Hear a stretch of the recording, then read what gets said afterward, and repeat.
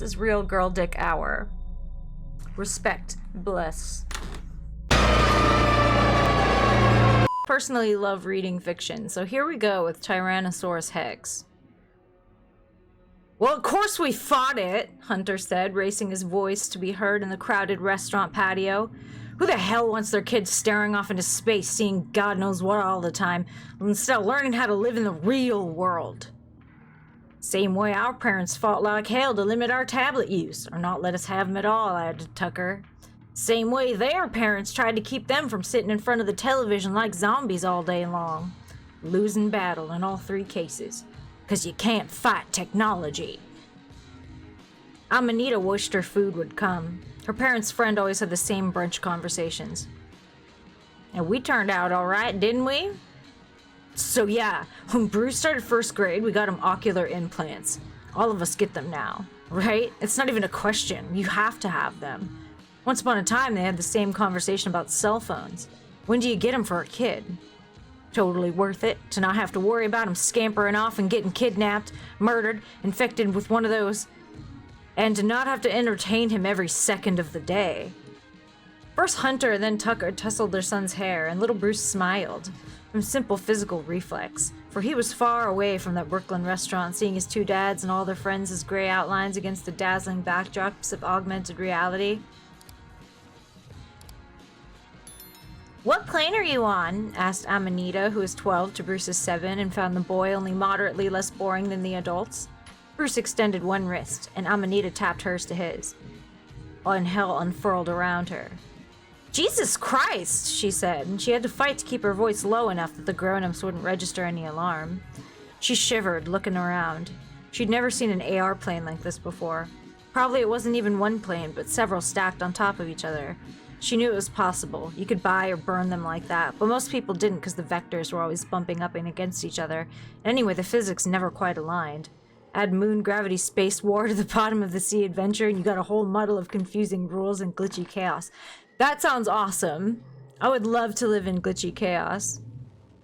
I also think it's kind of funny that, like, it's like, even if you don't have tablets and things like that, like, you could teach your kids games and, like, teach them how to play pretend and stuff like that. They're still, well, the 8-year-old is still young enough that you could teach pretend and all kinds of, you know, regular things, to activities to do that don't require him to be like, Dad, Dad, Dad, Dad, Dad, Dad, you know?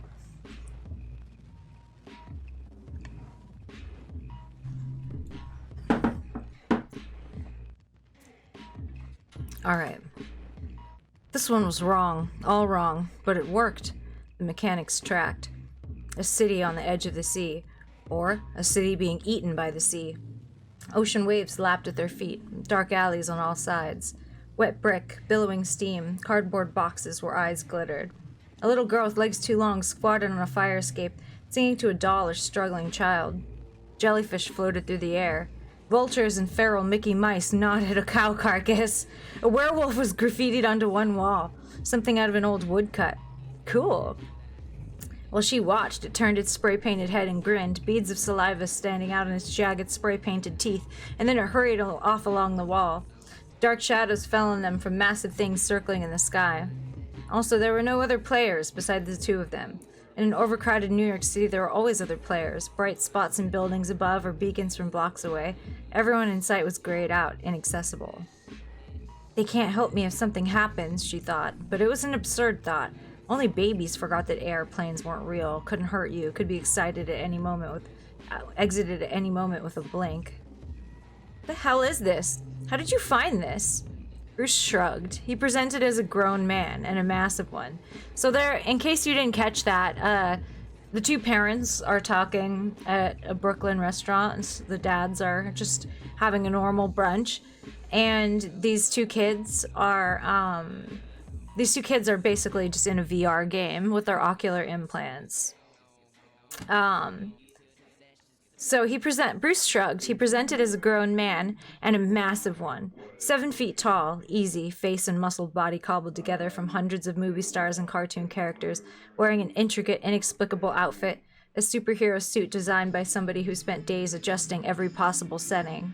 Patches of bright color, complete asymmetry spiked in places and scaled in others. It hurt her eyes to look at it too long. A box sat on the table before him, squarely on top of his untouched brunch. He opened it and pulled out two shivering little creatures. She glimpsed a crawling chaos of organisms writhing inside before he shut the lid. Had Bruce made it himself? Plant creation had always been too complicated for her. She'd tried once on her brother's Sonic Speedway maker and rage quit after 20 clumsy minutes. But data was her thing. Games were for kids who preferred to control worlds that weren't real, but data was for grown-ups who wanted to change the real one. So she queried the plane's meta layer and had to sprint at the blinding white wall of text that scrolled past. AI generated. Took her a while to figure it out. The authorships from version to version were so intricate that this had definitely been created by a piece of software. And not just any AI. One of the new ones churned out by an iterative software modeling farm. AI written by AI Spooky. What? Now we're getting somewhere. AI written by AI Spooky. Elaborate, with millions of lines of code no human could parse. She knew about this. Shady companies who couldn't afford to hire actual development or creative teams would buy a bargain basement generative AI to churn out thousands of AR worlds. Oh no, I popped my hat in. Then sift through them for the ones that actually worked.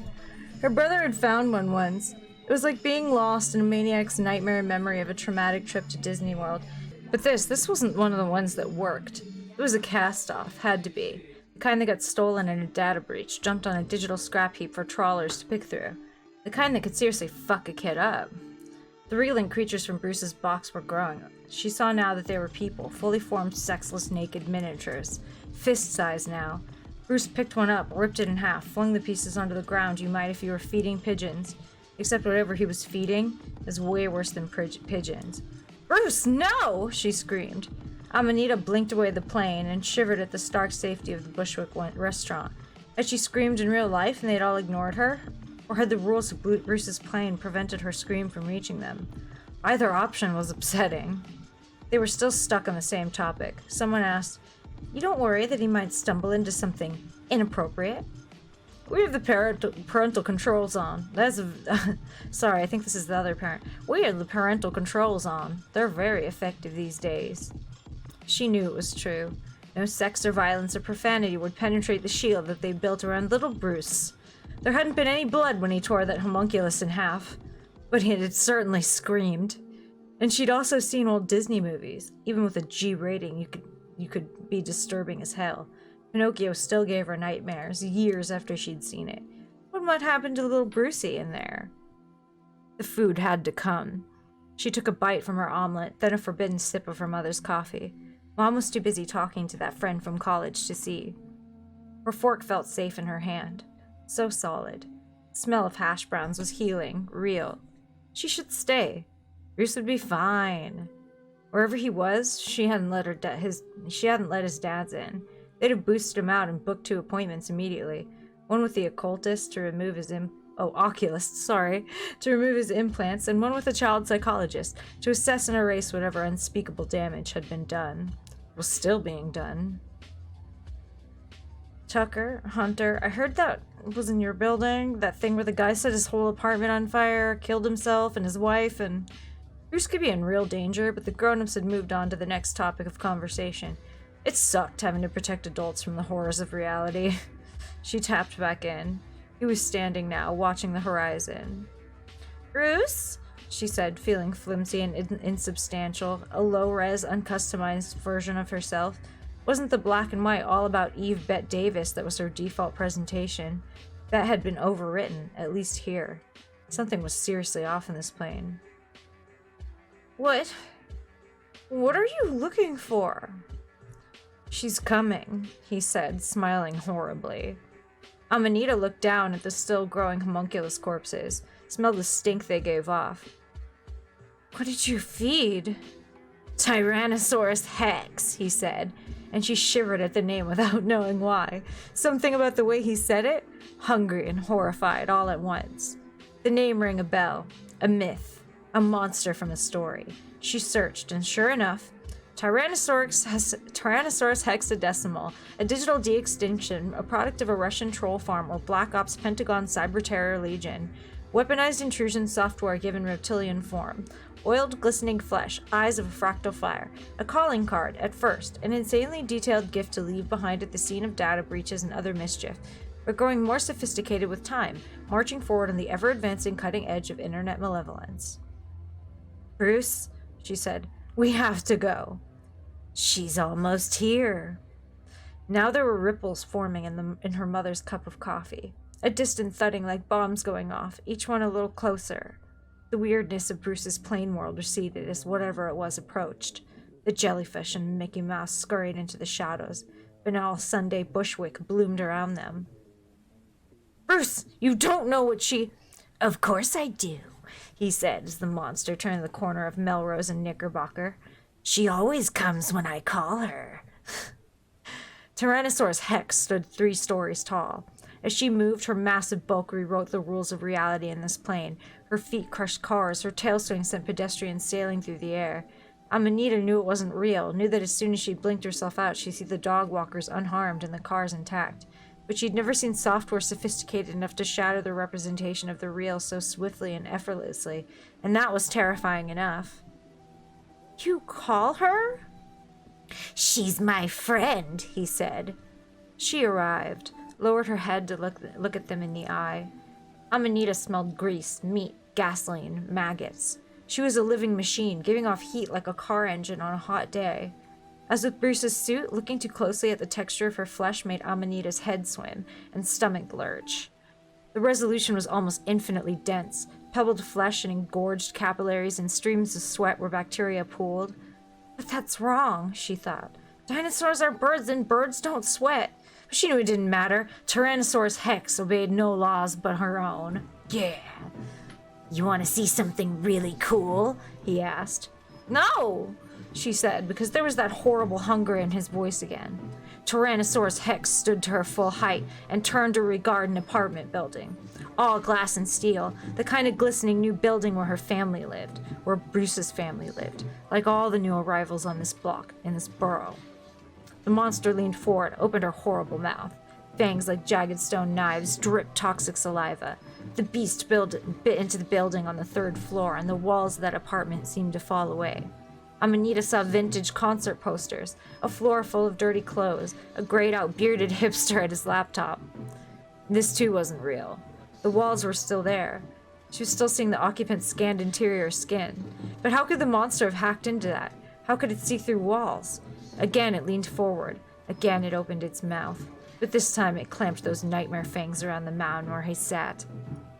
Oh, hello! Hello, Duckman. Welcome.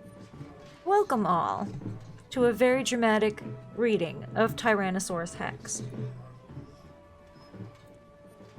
And the great alt man came into full color. Somehow she had pulled him into their AR plane. Gently, Tyrannosaurus Hex released him. What the fuck? The man said, and saw what stood 6 feet in front of him, and screamed. Don't! Amanita said, and for the first time Bruce turned and looked at her in the eye. She'd heard stories, AR urban legends, about how even the fictional could fuck you up, about Chinese hackers who could get hold of your ocular implants, force you to see the most eyeball-searing atrocities imaginable, about hell-spawn AIs that trawled through your whole digital footprint to figure out what exactly would hurt you the most, show your mom being tortured, your children eviscerated, how they would take control of jawbone conduction implants and fill your ears with the screams of dying loved ones, and the most obscene and cruel whispers from the people whose betrayal would hurt you the most. How even if you weren't reduced to a gibbering mess and how somehow could get to the hospital and communicate to the doctors what was happening and have the hacked implants removed, you'd have been trapped in hell for hours already, and you'd never be the same. Don't, she said again, and Bruce giggled. She realized that in all of their innumerable college buddy reunion bunches, she'd never heard him laugh before. Tyrannosaurus Hex took the man in its jaws, and that monster head jerked like a dog trying to break a squirrel's neck. Amanita's scream blinked herself back to the brunch. The adults fell silent. They had heard her this time. For a full 5 seconds they stared, waiting for her to explain herself. Her hash browns were still there. Safe, hot, oversalted, delicious. Her mother's coffee. Her mother, who squeezed her hand gently and turned away to resume her incentive against that one show everybody loved. Apparently, none of them could hear it, or they heard it and ignored it the way you do in a city. High overhead, someone was screaming. Dun dun dun dun dun dun dun dun dun. That's the Jurassic Park version for Tyrannosaurus Hex. So fucking little Brucey summoned Tyrannosaurus Hex into existence. God bless. So this one is called The Rich Are Different Than You and Me. They have more money. If I was rich like you, I'd marry another woman every day and get drunk every day on the compliments of the best man, and wrap my troubles up every day and just smash them underfoot, and every night a sweet divorce if I were rich like you. If I were rich like you, I'd have a life so fine. It'd be worth the whole world hating me, and I'd welcome their perfect hatred behind a perfect smile, and all my enemies would be to my credit if I was rich like you. And if I was rich like you, I'd just expense the flowers. Awesome. Giles Corey knew the law, and the law knew Giles Corey. I grew up in a place called online and a nowhere place before I got big. And I think the main thing to do there used to be arguing and jerking off like you got past a Playboy in debate class. And now I think the main thing to do there is to hunt crazy women for sport, and buddy like Americans got 100 kinds of sale. They got 100 kinds of hunting. They're collecting little trophies like a photo of blood or a face worn by tears or just a human life or whatever, just lurking. Where they can see, and letting them just know that you see or not, and letting people know you know or not, or just pretending like you love them and then you pull the knife out, etc., etc. And I guess it's all right, and I guess it's just how the world works, but it seems a pity that that's what wound up making the guys who own the online rich and famous somehow. So Much Death, September XX 2020. And I'm sitting here in my unmade bed, waiting for the door to fly open and those behind it to speak their purpose. And the wildfire season gives way to the thunderhead, and the rain lands invisibly over our hair in a dead calm, like the fingers of our grandparents' God, lingering in the air after a baptism. And there is a limit, it turns out, to how much we can endure, and we reach it again and again, only sighing or bursting into tears. And water pools on the street, collecting all the fallen leaves, and slowly brings them closer to the river, and by the river, the sea, and little stones and plastic. The world to come. The main dipshit of the Shang dynasty. Hell yeah.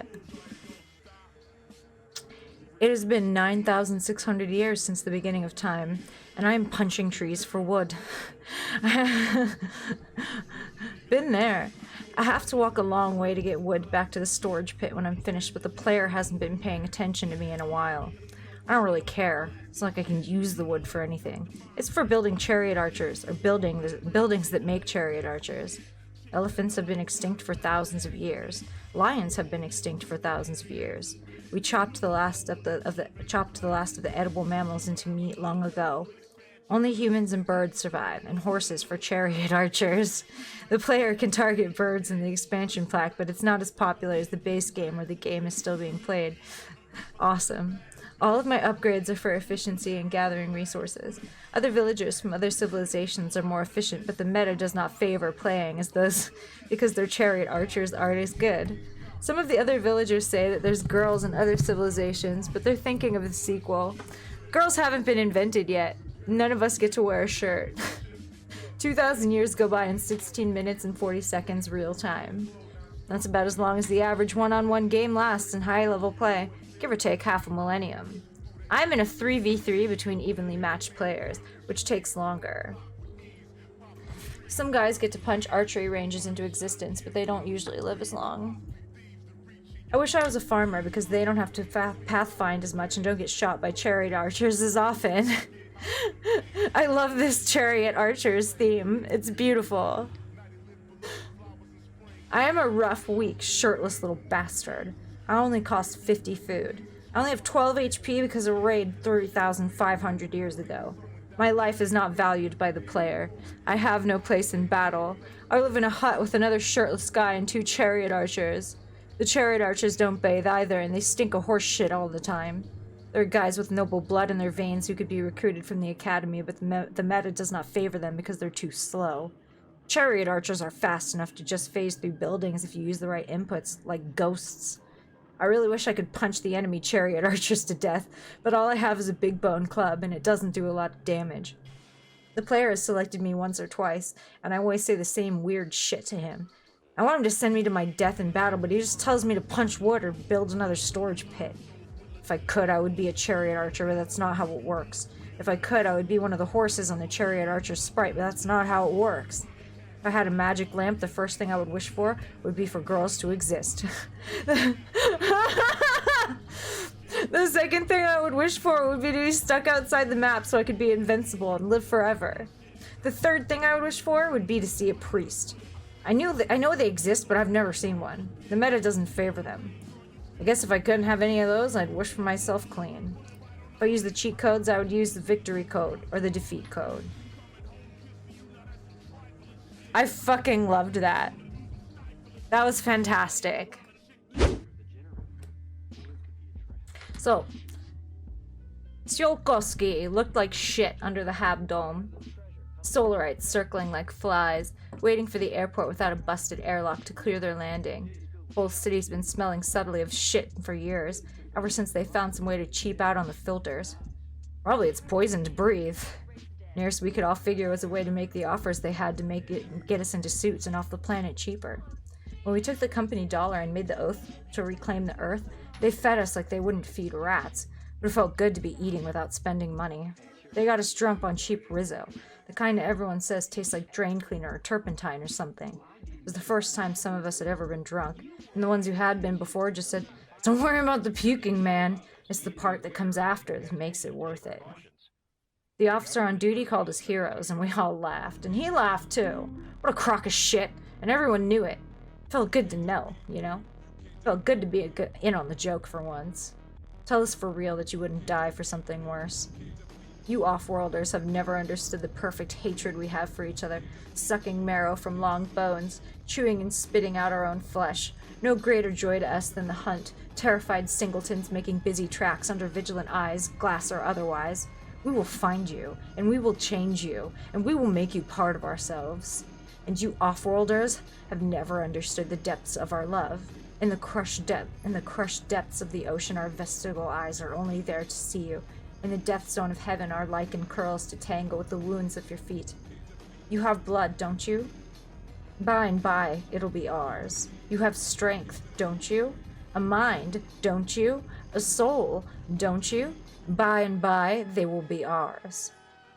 Kay was in love with Z, so she signed up to stay close to him. It was the stupidest thing, and we all knew it. And we told her, "Kay, you fucking idiot. You know there's gonna be kilotons of abomination between you and him. Best case scenario." And she was all, "Just knowing we're looking at the same night sky is gonna make it worth it." True love, you know. There's a reason they tried to breed it out of us. What's there to be so afraid of? Pillars of tumescent flesh in the blistering sun, bristling with incipient melanomas. There was a forest once. Big deal! We've become the forest, and we know what the wolves knew when they screamed alone in the dark. What's there to be so afraid of? No time to mourn trauma anymore, but it belongs to us. Only time to listen to the little voice inside that says, "Rest, sleep. It will be over soon." The machine knew what was best for everyone. We have become the machine, and we know what the sirens knew when they wailed at our approach. Kay didn't find out about it when Z's descent vehicle got scoped by the scout web, when he got pulled into the devouring field. Z got taken to the stupidest way anyone could get taken.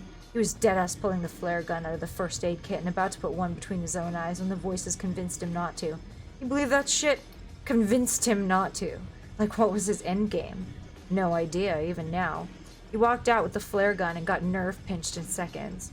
Next thing we could tell, what we saw with his own eyes was what used to be the Guangzhou... Oh, I probably fucked that up. Guangzhou skyline cresting the horizon, and you couldn't see the parts of it the abomination could see. All the burn scars and all the molds and all the little molecules of CZ still hanging in the air after all this time. He still couldn't see it yet. He staggered a few steps towards it and stopped being Z all the way anymore, then stopped being Z at all. No one bothered telling Kay. They don't tell us shit. We wonder if she felt it, or if that true love stuff is bullshit after all. Your avatar is dying by degrees, blood slowing down in his veins, crackling under the breakbone fever in our gift. Death is a foreign country to us, and you are our passport. Your armies are withering under our gaze, little Kevlar-coated ants dissolving into retreat, into rout. Every man for himself. Isn't there a better way? Every man inside every other man. Genital intimacy, tendril intimacy, chimeric intimacy. You will learn to love the children we make of you. C and his crew lingered a while over a dry patch in the Arctic. Fewer phosphorus, weaker scout web. He could have flown that bird all the way to the Hudson, seeing the urban canyons knitted together by human flesh, and he might have made it too, but they sat down first, pussies, and actually got to the recon stage. All the birds were flying wrong, like they tell you. Nothing is afraid anymore, and it's weird as shit. Flocks made up of passerines and great big hawks. C shot a few of them, more out of spite than anything, and they didn't struggle as they died. Fucked up. They don't mention that part. It's like a fly they give neurotoxin, just drops straight out of the air. Thing is, those C got a bad purification tablets. Sure, happens to the best of us, but he should have used more. Everyone says to use more and just put up with the rank taste of the iodine or bleach or whatever the fuck the lowest bidder put in them. But his mouth was too sensitive or something like that, and his teeth hurt or something like that. Whatever. We have humored you, have wooed you as a nation woos a nation, with all the roughness of artillery. Thermobaric munitions incinerating useful flesh. When you deployed the last of your nuclear weapons, we howled in delight as your frozen fire seared our genes. You thought it to terrify us, but your tirada are our delight. Little vessels never meant to grow and thrive. We only think to know ourselves by the ways you twist us. You know what happened to him? Something grew out of nothing in his small intestine, and you're thinking, chest burster! Chest burster! Nah, he just got real weak and sick, and enough of the squad started taking care of him instead of leaving him to die. After a few days, it passed, like he had eaten a big rock, but it was alive. Someone tried to put a bullet in it, and C found strength for the first time in days, jumped him, bashed his head against the ground until he stopped moving. He grabbed his baby and just ran away. The longer it went away from the others, the more confused he got, the more his feet moved on their own. Sometimes they moved in ways that hurt him, but it didn't seem to matter. He was keeping something safe, and there was something sacred in that. I have to protect it, he'd mutter to no one. I have to protect it. They kept trying to kill him, but after a while they gave up on finding him. Too slippery. We don't know if he got to see the big city. But even after all this time, it has to be better than Solkovsky. Yes, dear, there is a consciousness inside us, and it knows the things you know. It is made of brains like yours, dear, and many others. We have already taken your lean little frames, unhurried by work and the fear of death, and we have already taken the things there are to know from your busy brains. You have taught us the new contours of dread, and we have taught you how to dance in your little re-entry vehicles. We expect you'll forget if we let you, and we have all the patience in the world to renew the lesson. They got lucky. They got put on solar light duty. Well, 6 of lucky will get you half a dozen of discriminatory treatment that works out in your favor, but whatever. They kept track of the comms from the teams that didn't get speared. They helped keep a board lit up on Mars where they could tell how much of their force was still fighting strength or whatever on Earth. They were the ones circling the Pacific garbage gyre in a lazy arc who passed along the intel that lead command to write off the South China team. Abomination too powerful there, the hopes of human holdouts too remote. They kept having dreams in their little solar light, innocuous ones at first, and then dreams about their shitty parents being taken, their shitty boss being taken, and all of a sudden those assholes loved them for who they were. They walked through places in the dreams they came to had, or found themselves looked at, not stared at, seen and admired. We think more of them than anyone understood that there was something special to that abomination. That maybe it deserved more of a shot than it was getting, just orbital bombardment followed by ground insertion. Here's how you talk of us. The abomination gained consciousness sometime in the boreal summer of 2035 as a result of the international team's experiments with new high-bandwidth methods of neuronal stimulation and data storage. Patients exhibited bleed over from storage of shared information and began to lose coherence of individual identity. Blah, blah, blah. Complete disintegration of the American government on the mainland, followed quickly by the collapse of civilization in North America generally. Blah, blah, blah. Dominant form of life on Earth for the last 40 years. After a couple weeks in the air, they had a crisis of conscience and started passing along the data wrong. Command found out a course and issued course corrections that take them straight into the ocean. They followed them. Why not? It's not like they gave us enough flight training to question anything. They didn't even get a chance to see the mind they felt contacting theirs, to embrace it, to let it consume them. Nearest we can tell, the last thing they saw before they turned into a corpse in a dead ocean was God laughing about it all. My creation finally found a way, he kept saying. Here is how we talk of you. We long to have you inside us, to know you again as we knew the ones that loved you, that dreamed of joining you in heaven. The gods you know we know, and they love us as they once loved you. We are where your praying leads. We are the souls you have left behind, and we long to find the easy places in your anatomy and show you the beautiful little brains of our tenderness. It has been so long, little singletons, and we don't know how much longer we can bear. Kay maybe knew about Z being dead, maybe didn't. She was out hunting somewhere along a highway when she saw a deer staring at her from the other side, up a hill, legs at unnatural angles. Stay calm, she told herself. You can fry the shit out of these things and they're still edible. Just draw a bead and... We can't tell if he loved you, said the deer, and she unloaded and kept unloading until she was dry. She walked over to it, knife drawn, and by some miracle its head was still intact, still staring at her. But he's with us now. She pushed the knife at it almost automatically and the head swiveled away. Fucking abomination. And you have no idea how much we love you. It stopped swiveling and just gave up. Piece of shit. She kept stabbing it until someone caught up with her. We're on our way. We know you'll try to stop us, and you might succeed.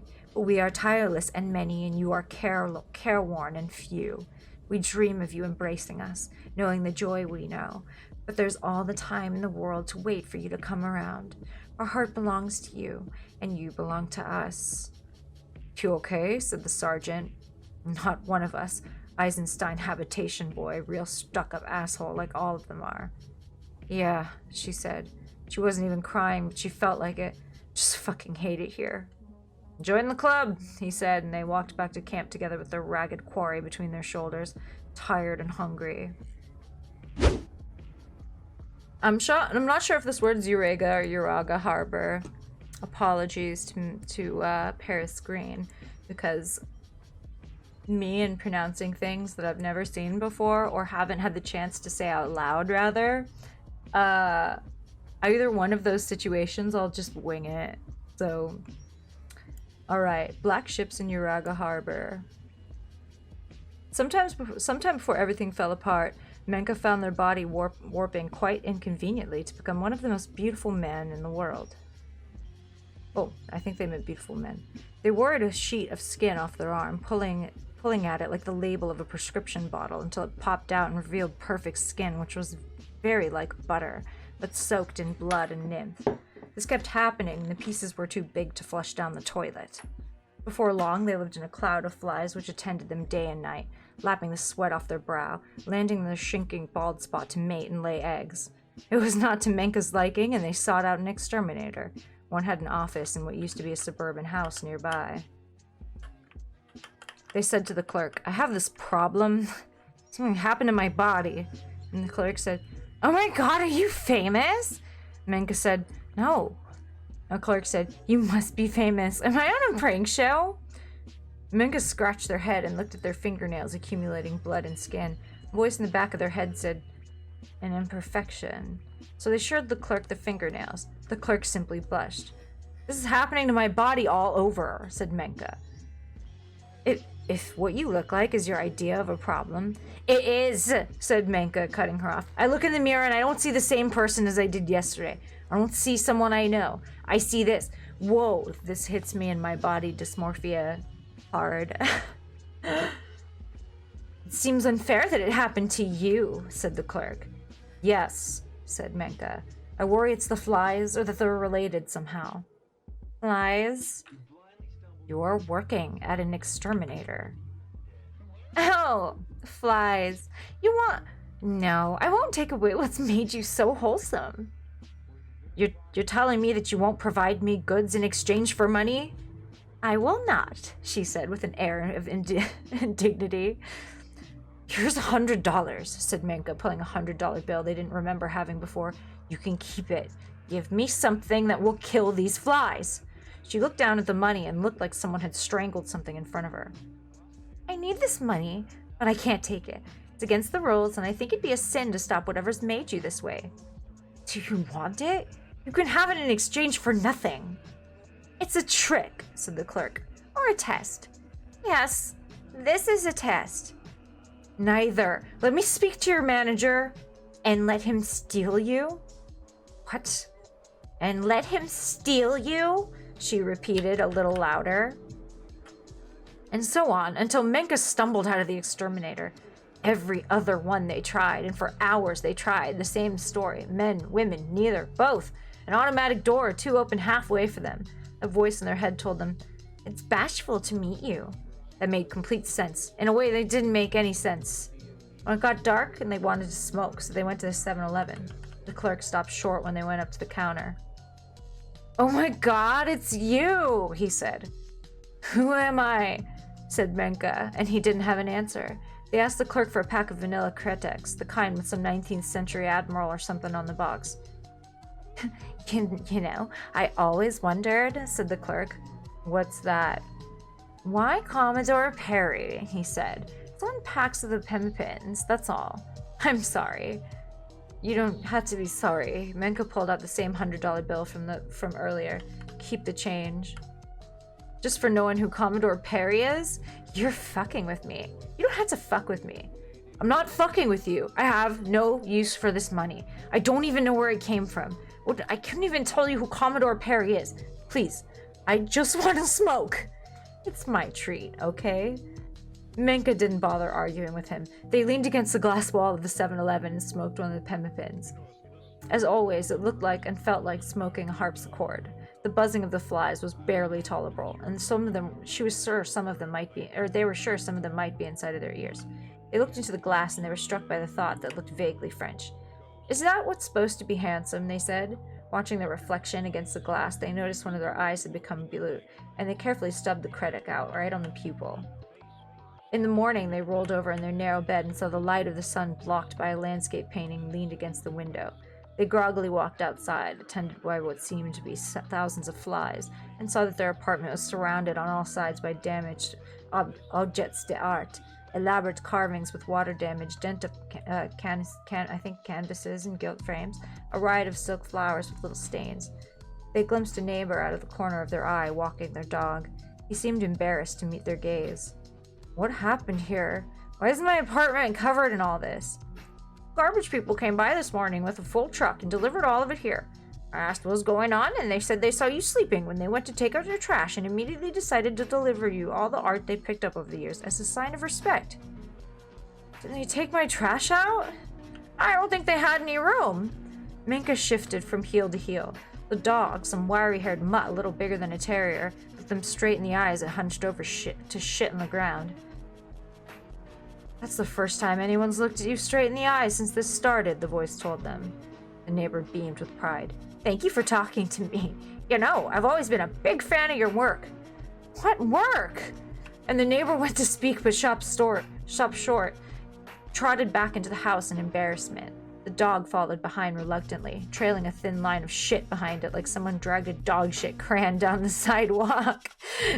This was too much, they decided. They looked up a very advanced hair salon, which they could afford now that their wallet seemed to be spawning money from nothing. They called them up and set an appointment, and were a little upset when it turned out the salon cleared the schedule for them. 6 or 7 people fluttered around the margins of the salon as one sleepily said, I'll be cutting your hair today. Do you have anything in mind, or... I want, said Menka, the stupidest haircut you can imagine. Oh, something adventurous then? No. I want it to look like shit. I think something's happened to me. They paused to swat at flies as if for emphasis, and I'm sick of it. Just cut my hair completely at random. Sure, man, she said. Random it is. I like that. Latery. She avoided making conversation for the most part, which was a blessing. When she finally spoke up, she said, Is this for a role or something?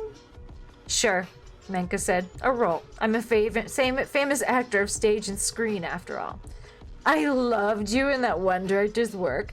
You know the one. Very experimental. Experimental how? You know, the way they play with shadow and Time? A few minutes passed with rhythmic snipping. The eye, is that for a role too? Yes. Don't tell anyone, but I'm playing a famous spy. I always said you should play Bond. It'd be an interesting new direction for the franchise to go. Bond who? The stylist laughed like they had told a joke. I don't get it, they said. James Bond? I'm gonna come clean with you, said Menka. I have seen maybe 5 movies that I can remember. All of them were pretty good, but I don't usually like movies. I don't know who James Bond is. I hear that a lot from actors, actually. I am not an actor, said Menka. That too, said the stylist. No, I'm wrong for it. I went to public school. I live off an injury lawsuit. I'm transgender. And that's a great step for you. You know, representation. I'm not the representation type of transgender either. Do you see all of the flies? I try to reserve judgment, said the stylist, as to whether I see insects or not. This isn't my first time cutting hair on Sherm. Why would you do that? They said. I made an appointment. I got nervous, okay? I just knew from the sound of your voice. You weren't the one on the phone. They, passed it around the shop, and, okay, said Menka, and maintained silence for the rest of the haircut, fuming. When they were finished, the stylist looked nervous as Menka looked at their hair. It looks, they said, like the nest of a bird that went extinct for being too stupid. Isn't that what you wanted? It's perfect. Consider it a freebie. We don't usually... No, said Menka. No, no, no. And they walked over to the tip jar and started stuffing money into it. Please, it'd be bad form to. Menka began to giggle in a frenzy as they jammed bill after bill into the tip jar until it was stuffed full. Money means nothing to me, they explained. Because of, the lawsuit? Or money, Menka explained, means nothing to me. They reached into their wallet and pulled out a bill with a president they didn't even recognize on. Is that a Cleveland? Oh my god, I've never seen one of those before. It's yours, just for you. They slapped it on the table. Good luck, they shouted at the door as they shouted out the door as they strode out. On their way home, something tasted like iron in their mouth, and they ran a finger around it, and sure enough, it was covered in dilute blood. My teeth? They asked themselves. Your teeth, the voice said. Teeth, they said to themselves over and over as people snapped photos of them walking home in their sweatpants and sports bra, still covered in a thin layer of hair. It didn't seem to be working. The haircut, the slovenliness, nothing worked. They just became more and more beautiful every time some new part of them rotted away. The flies had become intolerable and were everywhere they looked.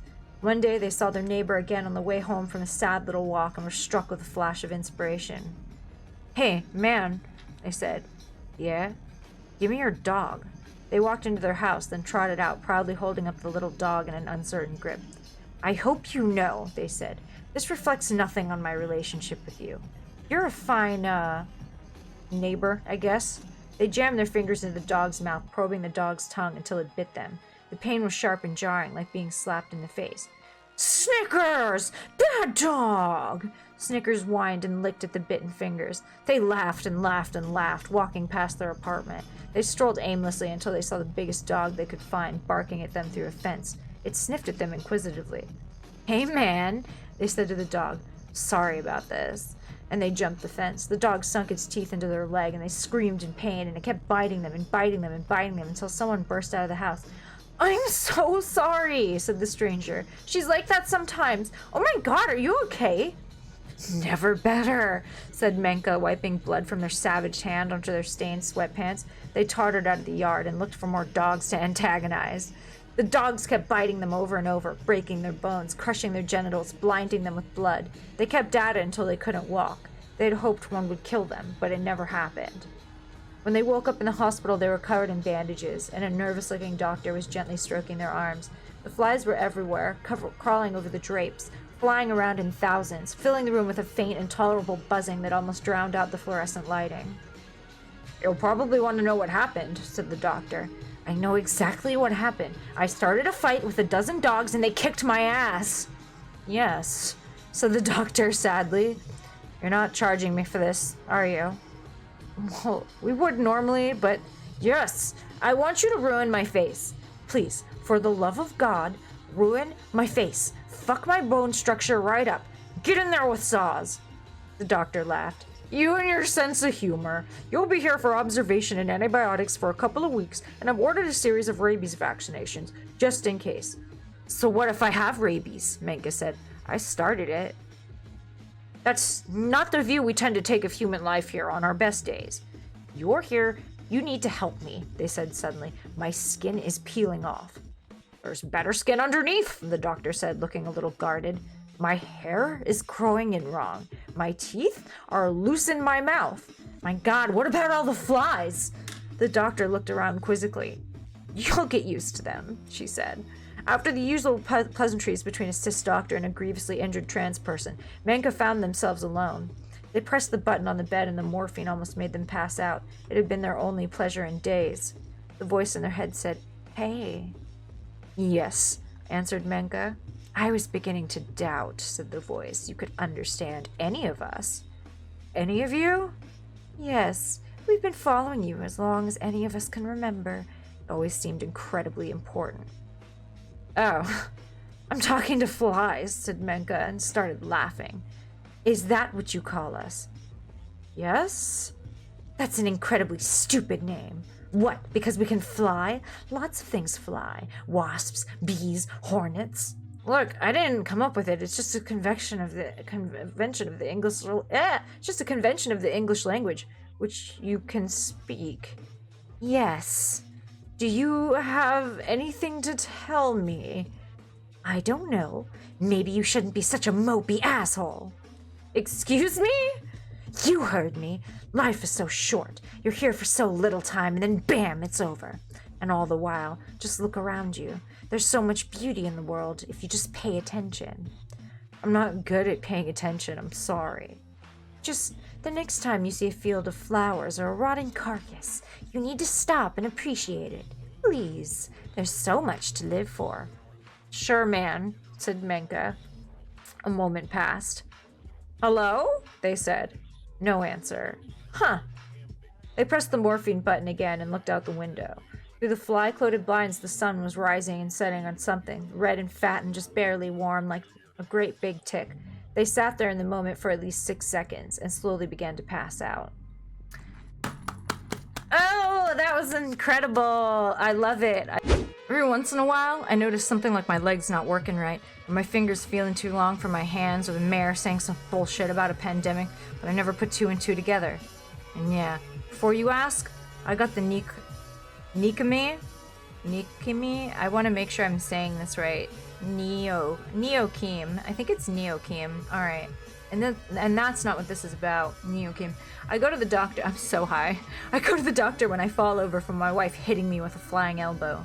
You know, we were married a long time. It happens. And I'm worried I broke a rib, maybe punctured a lung, because I can't breathe too good afterwards. The doctor looks me over. Pays me a lot of attention. Pays parts of me a lot of attention that I don't like. My hands, my eyes, my balls. Hands over my damn balls until I almost punch the guy. You're gonna want to sit down, he says. I am sitting down, I say. This is just a preliminary test and we'll need to do a spot karyotype to provide confirmation, but we believe you have progressive neochimerism. I almost grabbed the guy. I almost grab him by the hair and throw him through the cabinet full of tongue depressors and iodine swabs. I almost bash his head into the cabinet over and over, my knee on his back, and tell him, you fucking bet I do. And I almost bite his ear a little, then a lot, enough to draw blood, and he almost tenses up to cry out for help, and I almost put my hand around his mouth and squeeze until I can't tell if he's biting me or not. And someone almost bursts in and sees and tells me to stop or she'll call the police. And I almost piss myself, and I tell them I need help. For the love of Christ, help me. And I almost grab her by the coat when she comes to touch my shoulder and throw her into the wall hard enough she loses consciousness, and I almost start laughing, and I almost never stop, and I almost never stop. But I don't. I ask, what should I be aware of? And he starts talking, and I tone him out, and I go down to the desk and pay the copay, and I go home, and I don't notice anything. When I'm jerking off later, it feels wrong. My foreskin's dappled with pale skin, lily white. My balls feel like they're on fire. Eventually, I stop jerking off. I don't know what I did again. Maybe a week, maybe a month. I don't know. I don't really keep track. By the next time I jerk off, my hands are all wrong. All the fingers are different than they used to be. Different lengths, different colors of skin, different lengths on the little hairs that grow on my knuckles, but all of them now are bone white and too straight. My fingernails all grew and fucked up for a while, and they grew in different shapes on each nail. I don't even want to talk about my dick and balls situation. It's fucked up down there all the time. I tell my wife after I jerk off that I got the neocheme. She tells me that I'm a fucked up dipshit, and she's telling me, fuck you, and you have no idea how bad you fucked up, you stupid little bitch, and so on. I get real polite. I get on one knee and I tell her, baby, I love you. I'm lost without you, and I'm gonna get you so sick, so fucking sick you'll wish you were dead. And she tells me, I wish I was dead every day I wake up and you're in my life. It's good to know that romance isn't dead after all these years. I'm watering the lawn later and suddenly I trip. There's too much room in my shoe and it feels wet in there. All my toes are gone. Who took my toes? I say at the top of my lungs. Shut up, the teen next door says so hard and his voice cracks with effort. Shut the fuck up, bitch, he keeps saying. His window is open. I can see some kind of game about torture on his decade-old big screen LCD. I think it's a hand-me-down, which is good, because nobody should trust teens with money or property. True. I'm a mean mugging him really hard, but that's not enough. I throw my shoe at him and it knocks his face to the side, splashing what's left of my toes all over him. I'm saying bullseye, and I'm pulling the other shoe off when there's a gunshot from inside the house, and I crawl back into my garage real quick and scared. Neighbor's shooting guns inside again, says my wife, and I said, yeah, they don't teach people manners in this country. And my wife says, if you keep shit-talking America all over your stupid problems, I'm gonna pop your eyes out of your skull. And I say, baby, why you gotta treat me this way? And she says, I don't know how else to. The day after that, we're about to get evicted. I guess they foreclosed on my wife because she stopped paying her mortgage for some reason. The bank's got goons all around our house, and one of them has a torch. They're saying, time to clear out, deadbeats! And their voice sounds beautifully artificial over a megaphone. I turn to my wife and say, I don't think I realized until just now how much I hate the human voice. And she rolls her eyes and says, what? Because it's too loud?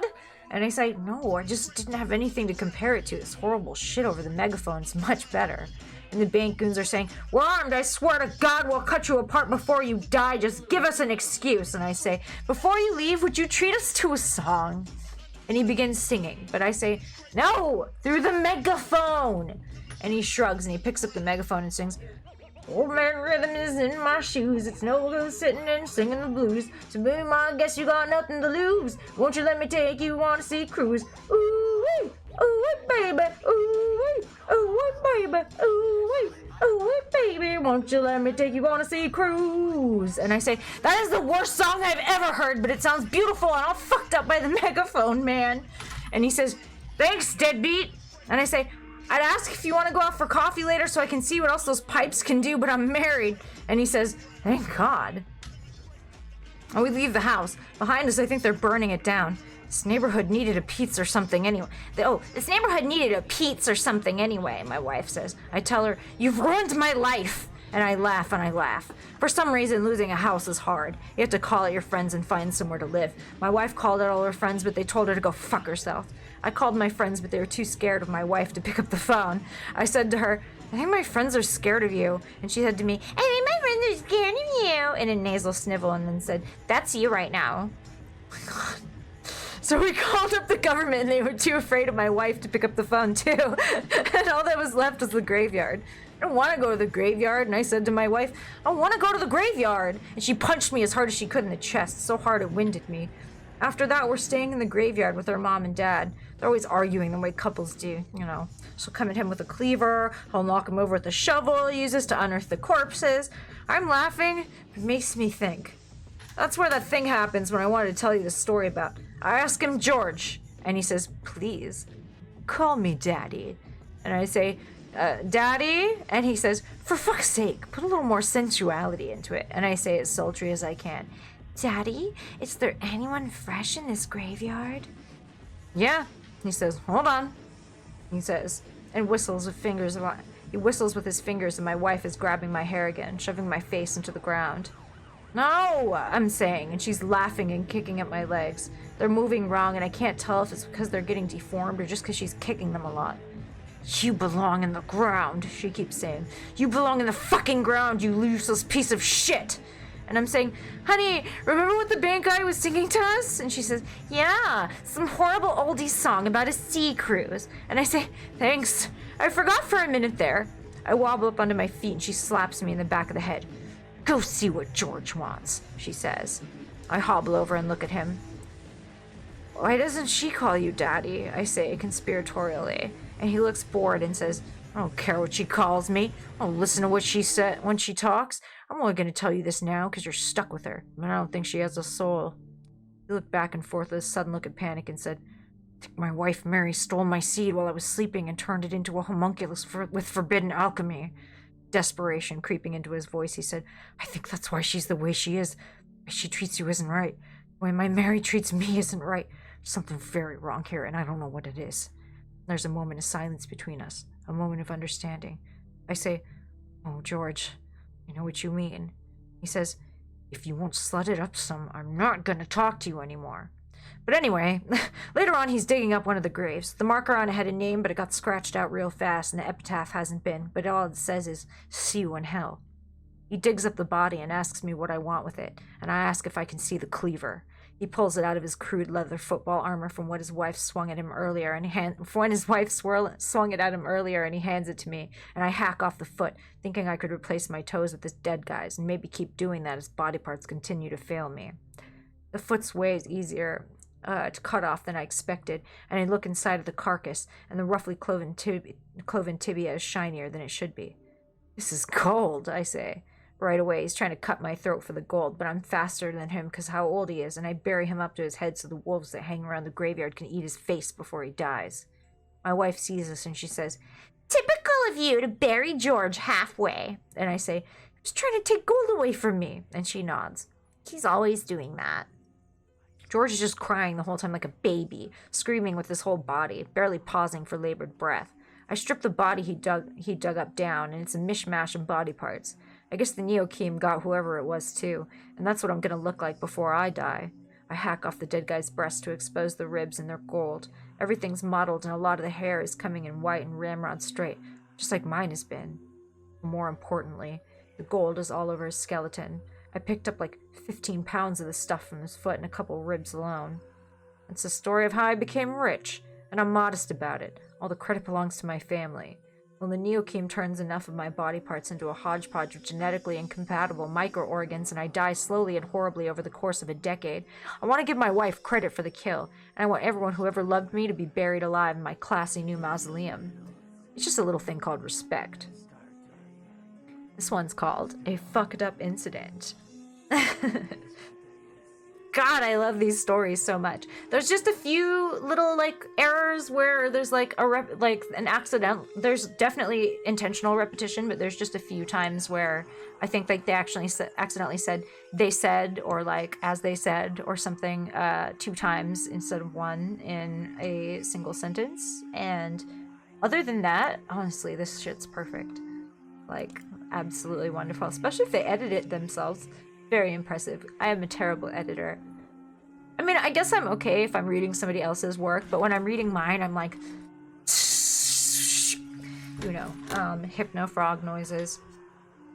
I read something in the news about a month ago about people creating a self-aware neural net on a supercomputer somewhere. Pissed me off at first, seemed like a waste. Then I realized they'd just been using that hardware to sell airplane tickets 5% more efficiently, so I gave up on being mad. Same day, I got a call from the girl I swapped houses with earlier this year. Hello? You're alive. She seemed relieved, but also mad. Yeah? I found your dead body in our bathroom. What? It looks exactly like you, wearing your clothes and everything. I only have the one pair of pants, man, and I'm wearing them. Well, it has a copy or something. I don't fucking know. You wanna get over here and pick it up? Honestly, no, but I don't guess I have a choice. I got some friends together, we hauled my dead ass out of the bathroom. Everyone was masked up, as you have to be these days. One wife didn't really want to see it, and I couldn't blame her. The other was way too fascinated, but I didn't want her to see it either. Honestly, I look like shit, and I have to imagine that decay would only make it worse. I got some of the people who lifted my body into the trunk of a car help us dig a grave. No one knew how deep it was supposed to be, but I guess 6 feet would do fine. It was hard work, but having 6 or 8 people on hand made it go by quickly. We managed to finish before daybreak. Are we supposed to say something? I asked one of them. If you want. The fuck would I even say? This body isn't me. This body has nothing to do with me. I hate that I have to bury my own corpse in the backyard of a house I'm renting. The quote we wrapped it in is fucked up beyond belief, but it probably had a good month or so left in it. Jesus, I hate this. Someone patted me on the back. It's always hard, they say. What experience could you possibly generalize that from? One of my friends replied. It's not even hard, I said. It's just stupid and fucked up. Did we commit a crime here? I guess, I said. Hell yeah, someone said. Not even a cool crime, I grumbled, and we all went our separate ways. I came inside and saw that I'd missed 13 calls, all marked as scam likely or suspected telemarketer, all from different numbers. Of course, I didn't have my phone on me. It'd be stupid to have my phone on me while I was breaking at least some kind of ordinance. One of them sent me a text message an hour later. It was something about buying too much quicklime on Amazon, followed by a winky face. I messaged them back. Who is this? And they just sent me a garbled pitch for life insurance. Fucked up. Made me paranoid all night.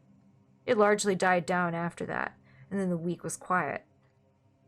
The girl who I swapped houses with called me again. Hey, Frog, what's up? I was maybe too short with her. What's up? I think you're haunting our house.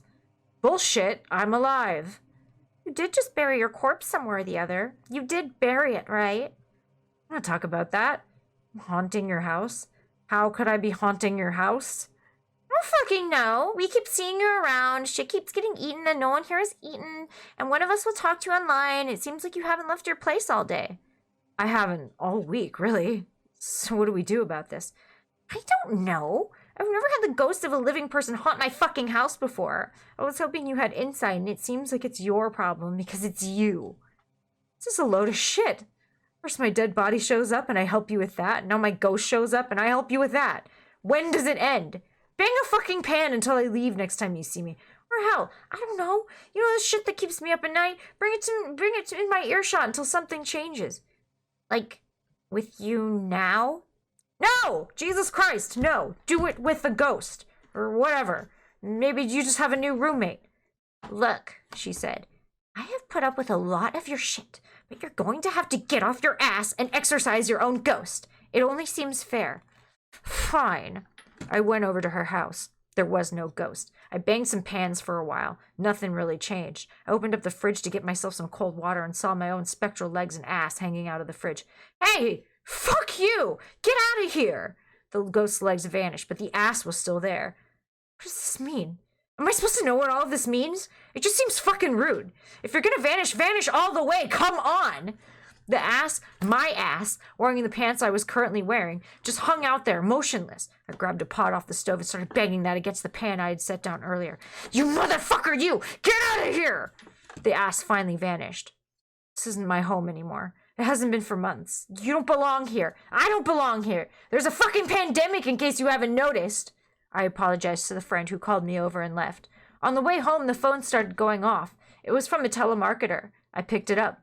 There was a pause and, this is an important message about the extended warranty. I hung up again. As we passed 82nd, I got another call. My wife said, just don't answer it. I answered it anyway. There was a pause and, hello? Hello?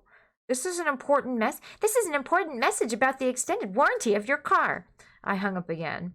I looked out into the street. There was a tall girl in an ill-fitting trench coat who seemed familiar. After a second's hesitation, I asked my wife to stop the car and rolled down a window. Frog! I shouted out the car. She just looked at me. It was me. When I looked into her eyes, there was nothing there, just like looking into a mirror. What? She answered. Do you know me? I said a little incredulously. Of course I do. You're me, and you're holding up traffic. Very unlike us. I shook my head, rolled up the window, and told my wife to keep driving. I kept seeing myself after that, but never for long. That was the longest conversation I got to have with myself, and I'm honestly a little disappointed. I kept getting calls from telemarketers, same as everyone. I considered telling a doctor or something, but it seemed like a bad idea.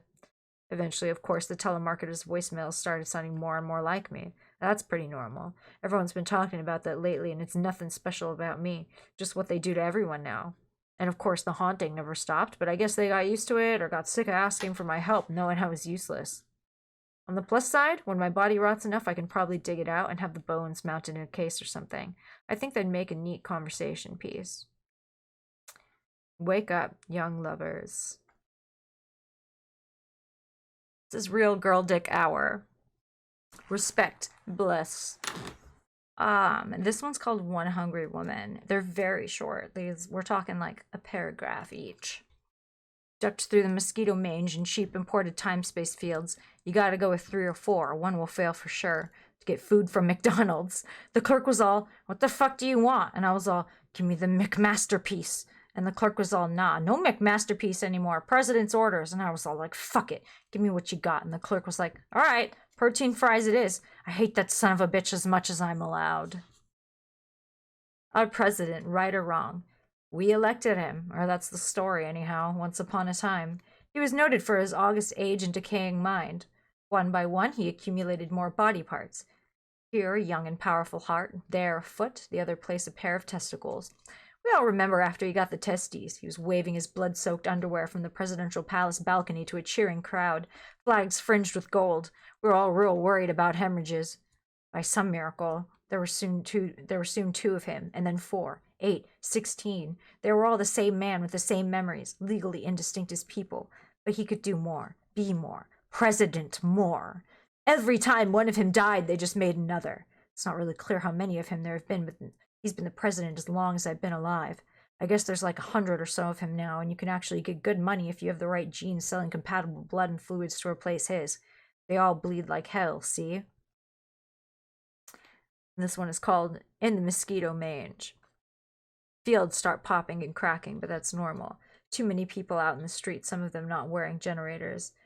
Used to be all, "Are you insane? Put on a fucking field or you might actually die, man." And they'd be all, "Whatever you say, fag." So I stopped bothering. I saw one of them get hit in the back of the head by the mange on the news, and his eyes popped out of his head like grapes. Something to do with a freak temporal shift on his brainstem. Grotesque. I wish they'd stop showing shit like that. It doesn't really do anything to keep anyone informed. News you can use. Here's what's on the news. Fire everywhere. Mosquito mange in your area. Gene plagues requiring gene therapies. President visits Army Husbandry Center. Politician visits Army Husbandry Center. State senator collects sperm from troops to put out to stud. There's an appalling fascination with this one. The troops are way taller than they used to be. Bone spurs all over their grotesquely muscular bodies, acting totally on instinct at all times. I heard, but not from the news, that they gotta give those guys absurd amounts of drugs to keep them docile, or keep them stupid, or something like that. They spend a lot of time off camera screaming and begging for help. I don't think the army is necessary, and I don't like that people always talk about it in terms of how we used to have pure-strained soldiers just like us fighting and killing overseas instead of the troops we got now. It's kind of hard to imagine having to just biohack someone's brain into killing on command, then going home and everything being normal, no killing. Using nothing but social hypnotic conditioning like they had back then. The whole system just seems wrong. Ooh, I feel that. This one's called Our Boys in Blue. Ooh. Blue shirts loitering outside the McCafe on the way home. I ignore them. They've got meal-serve shielding, so they have as much business outside as I do, and guess. One of them is smoking a really long cigarette. The others, I guess, already smoked theirs recently. I don't wave or make eye contact. That would be a mistake. Home comfort. I get home and squeeze between my roommates into a chair and sit down and eat my protein fries. Pretty good today. Not too oily and not too salty, which I guess is the way you make them taste better, but to me just makes them taste like oil and salt. One of the roommates is all, "Did you for real go to McDonald's just to get protein fries and all this shit?" And I'm like, "Nah. I went to them for the McMasterpiece, but I guess the president discontinued it or something." Another roommate was all, "Damn, that's some shit." And we all sighed or laughed or grumbled. Someone in that room is smoking, and I got no nose for terpenes, but someone else is all, "Damn, that smells good. What strain is it?" And the person smoking, who I can't see, is all, "It's a salad bowl, man. They all are these days." I dig it. I can dig it. Ow, my scleroderma hands. My body is also rotting. Help me. Help me, please. Okay. A greener tomorrow. Downstate, they got climate-controlled domes, and that's where the weed you buy grows. There's better weed that grows outdoors, but it's such a crapshoot whether it actually grow right with all the smoke and heat and cold and wet and the mosquito mange creeping down the hills that's expensive as shit. The only people who can afford it work for the tech companies still clinging to life here, or else they're lawyers or some kind of politician. All the dome weed tastes like diesel, apparently. I wouldn't know. I barely smoke. With the domes, it's like $20 a gram. Newest analysis points to a J-shaped recovery. The guys in the news are always talking about how the economy is about to get better. I think on some level they believe it. They've been saying it for as long as I've been alive, and for the last 10 years or so, the president hasn't even let them report on actual numbers because it would hurt consumer confidence or something like that. I think they were honestly glad about it because they kept having to post the same increasingly deranged stories, and it was damaging their credibility. Some bald old man whose gimmick is being crazy talks about how some index or other is bound to hit 10,000 any day now, and that will be a tipping point that makes the numbers keep going up. I think they're talking about mad money. Jobs are being created or something like that. Right now, you basically got to choose between having $200 or so a week driving asshole programmers from bar to bar and being able to go to the hospital on government insurance if your arm or leg or something gets caught in a patch of mange by mistake. I'm realistically too sick to work any job I could land. Same. Big same. What was the other thing I was gonna say about this story? Yeah, limitless growth is a lie. We can talk about that one day in full. Limitless growth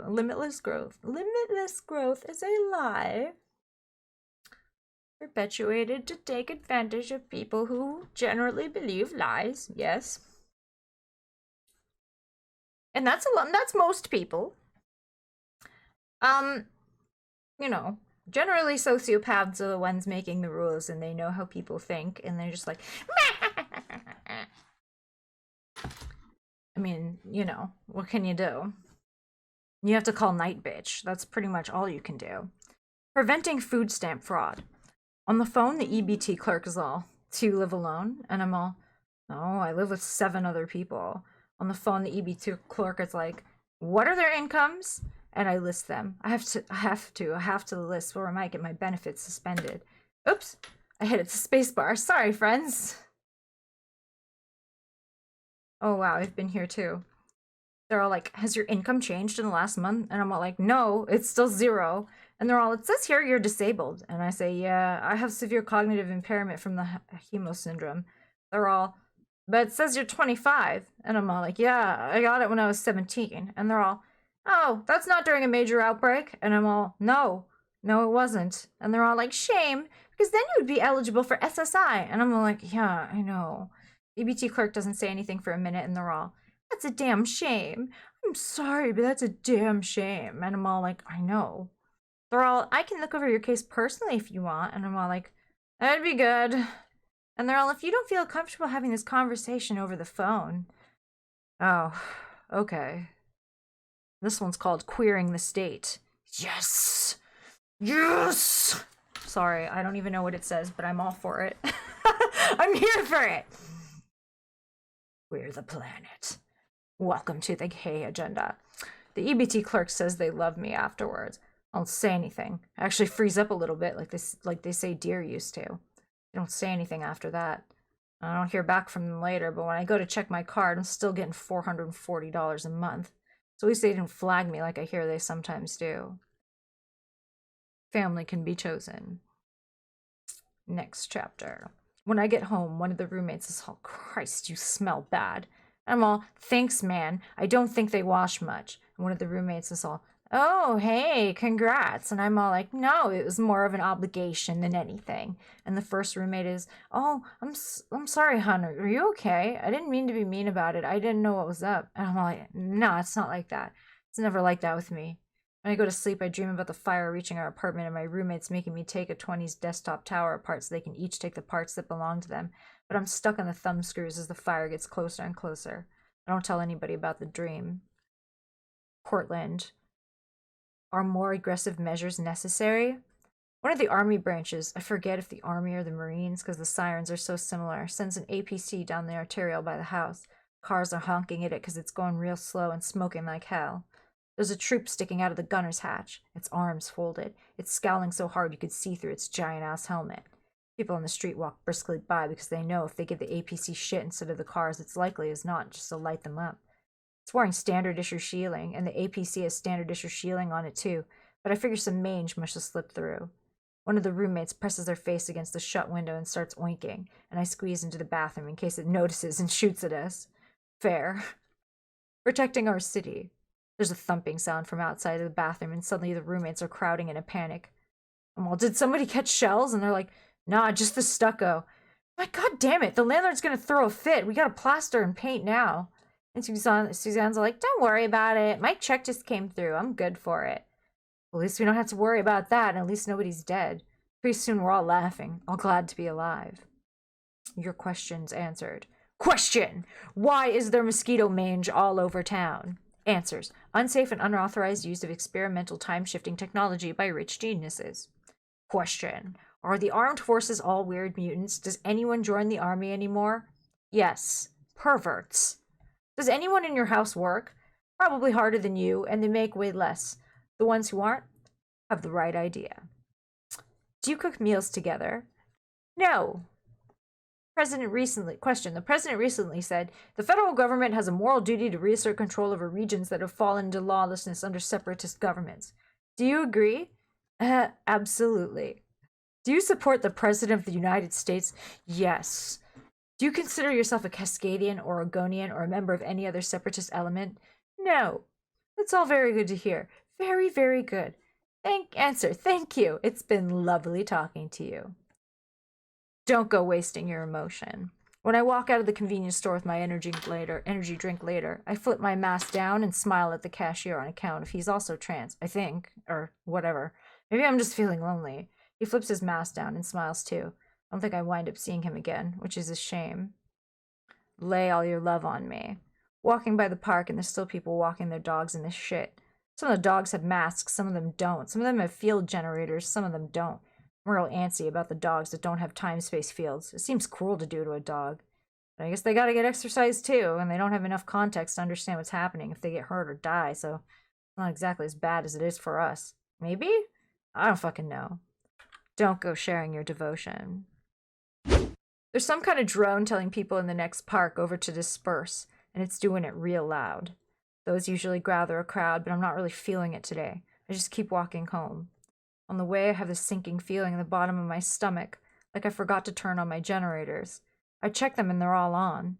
I had nightmares all the time where I didn't. My guts got rearranged without me realizing it, or sometimes just normal dreams where all that happened.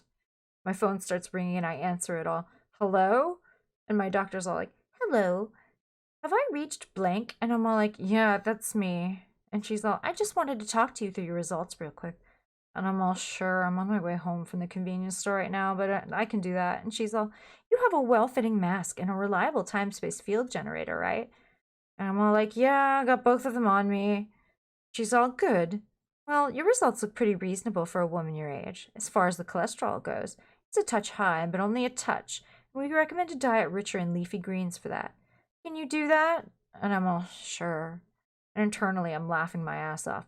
I'll pay $10 for some half-brown broccoli when I could get 2 orders of protein fries for that much. And that'd be a whole-ass dinner. I'm not worried about my cholesterol yet, because it's not what killed my mom, and she was the same way. What killed her was the smoke, same as it's going to kill me. Unless being poorer than her kills me faster, which it might. I took in her cat when she died, but I couldn't feed her longer than a week, and I eventually gave her to some girl with an AI-facing job up the hills who could afford kibble. She was all, what's her name? And I was all like, my mom named her blank after me, after the name I chose. It took a really long time to get there, but we finally reconciled around when my mom got her. And now mom's gone, and this cat is what I have left. And the girl I was giving blank to looked really sad, but I was like, don't be sad. I can tell you how glad I am she gets to have a chance. Please send me pictures. Send me pictures all the time and let me see her as happy as she can possibly be. We didn't keep talking for much longer, but every once in a while I like to imagine, lying in an orange-red sunbeam, her belly full, beloved, happy. If I could talk to her, I'd be like, oh, you're a good girl, aren't you? You deserve this. You deserve to be happy. Don't let anyone tell you different. I'm gonna cry. On Twitter, I guess the thing to talk about is all the girls who want a boy to see a therapist, but there's so many questions.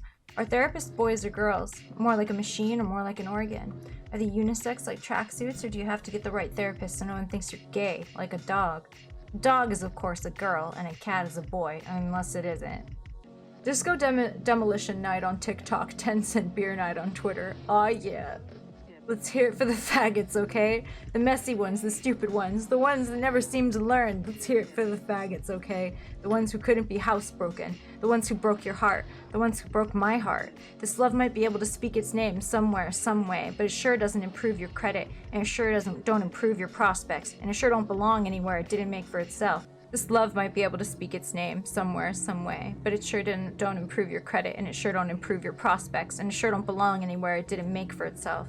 So let's hear it for the faggots, okay? For the ones who lived through it, holes in our brains and everything. Baby, who told you every miracle needs to be beautiful? Ooh, did we get through the whole thing? I think we did. But this is another Paris Green story, for those of you who didn't hear it. I think Little Misfortune was here for sure. But I'm very excited to read it to you guys again because I feel like we should just have a whole Paris Green segment. I'll read all of their work. All Night Bitch knows is how to hate a motherfucker. She learned it at whatever she suckled at instead of a titty, gnashed by a huge packs of dog-wolf hybrids every single day in a special boot camp to build up the mithridatic immunity to crushing, piercing, grinding weapons. Her instructor at the boot camp was a wolf-dog hybrid. She learned their language and mastered their combat style instantly. She has no further use for anything on 4 legs. Her weak points are all covered in the latest armor. Don't worry about it. Prismatic blades ring her major arteries with extra false blades for arteries she doesn't need anymore. You better believe her dick is a deadly weapon. Special modifications allow her to biogenerate sabot and flechette gum, easily capable of defeating up to 5 centimeters thick ceramic plate armor. It gives her confidence, but she can no longer know a lover's touch. No sweat to Night Bitch. Night Bitch is deployed in the Daytona Flesh Ripping Zone, home of the Daytona Flesh Rippers, home of the living shafts of God's rancid light, home of the ectopresence, home of the Daytona viral sentience. Walmart after Walmart after Walmart, each equipped with 2 fully functional reanimator cenotaphs. She stops for a cigarette and slaps fresh flesh onto her bones to replace the parts flying knives or the flesh rippers peeled off. Night Bitch. Tell me about the light guys. Control. No good. President says we can't torture him. Night Bitch. Fucking pussies. Control. President says it's physically impossible. Says all they feel is pleasure all the time. Night Bitch. Fucking pussies. Time dilation sets in, and permanite gets darker. Something is stirring over in Sporting Goods Alpha, deep in Walmart 7. Night Bitch stubs out her cigarette on her bionic tongue. Integrated razors cut the ashes into their component molecules to aid digestion. Night Bitch. Control, I got contact in Sporting Goods Alpha. Control, you're clear to engage. Night Bitch. Can I knock that summabitch down? Control. Negative, Night Bitch. You know you gotta leave Sporting Goods alone. Try luring it into housewares. Night Bitch. Fuck you. You never let me do anything fun. Controls. Please don't tell anybody I made you mad. Tight bursts into Sporting Goods Alpha makes the contact book it. But it's booking it in the wrong way, deeper into the hunter-killer drone racks. Night Bitch is swearing for real now. She jerks off the bolt knob, releasing a dozen unspent shells from her huge mag. When wild animals existed, this was a behavior the perverts that watched them called stotting. Honest signaling. I can beat off the gun and still kill you, Night Bitch is trying to say. Unbelievable alpha move. Turns out it's not a living shaft of God's rancid light Turns out it's not a living shaft of God's rancid light at all. One of the big dogs gains sentience outside of business hours. It's clattering around trying to hump shit. That's always the first thing they do. Then they start trying to save random pieces of trash they find. Night Bitch doesn't care about the big dogs, just wanted to end this bullshit before one of them starts doing Wally shit and makes her look bad. Night Bitch, I got a visual on that contact. Fucking bot, man. I'm gonna ice it. Control. You're cleared to take it out with ballistics. Night Bitch. Negative. I'm going in for melee. I want to watch it die. Control. Damn. Okay.